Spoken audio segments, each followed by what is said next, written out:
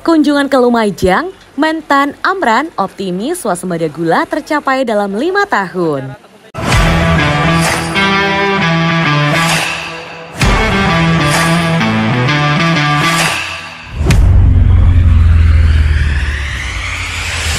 Dear visitors, Kementerian Pertanian menegaskan komitmennya untuk mencapai swasembada gula nasional dalam waktu maksimal 5 tahun ke depan. Hal ini disampaikan langsung oleh Menteri Pertanian Republik Indonesia, Andi Amran Sulaiman, saat meninjau kebun tebu produktivitas tinggi milik PG Jatiroto di wilayah Kecamatan Jatiroto, Kabupaten Lumajang, Jawa Timur. Kunjungan kerja ke Lumajang ini menjadi bagian dari upaya strategis nasional untuk memperkuat sektor perkebunan, khususnya tebu sebagai salah satu komoditas kunci dalam ketahanan pangan dan energi nasional. Mentan menyoroti penurunan drastis produktivitas tebu Indonesia dibandingkan masa kolonial Belanda.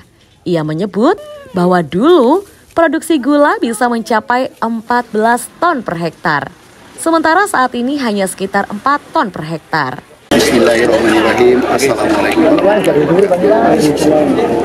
Hari ini kunjungan kami yang pertama setelah dilantik, di mana bulan pertama sampai bulan Juni ini kita fokus pada penyediaan pangan karena terjadi krisis pangan di mana-mana, sehingga kita fokus pangan. Alhamdulillah pangan kita sudah cukup, stok kita tertinggi selama merdeka, yaitu 4 juta ton.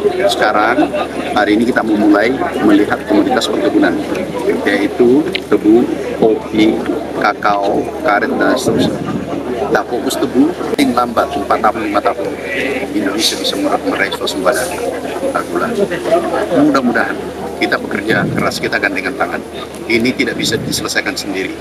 Ini adalah PR kita bersama, termasuk ada Pak PLT Gubernur, ada di PTPN. Kita kolaborasi, pasti bisa. Di zaman Belanda saja bisa 14 ton produksi per hektar gula. Sekarang turun 4 ton. Ini ada apa? Ini kita harus doakan, mudah-mudahan minimal kita tampil seperti zaman pada saat Belanda ada di sini.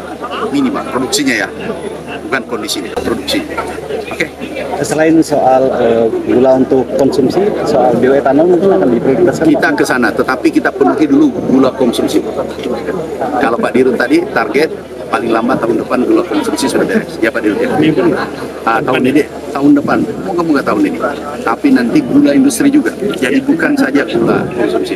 Kita kejar bagaimana kita bisa menghemat devisa. Lumayan. Itu bisa 40 triliun. Padi kemarin 2 tahun itu kurang lebih 90 triliun, hampir 100 triliun. Kita hentikan dalam waktu 6 bulan pemerintahan Pak Presiden. Tapi swasembada nanti upayanya seperti apa, Pak? Yang pertama, siapkan benih unggul. Yang kedua, pengelolaan. Yang ketiga, sarana produksi, termasuk pupuk harus dipermudah. Yang berikutnya, irigasi. Yang kelima, pengelolaan tanah. Yang keenam adalah harga harus menguntungkan petani.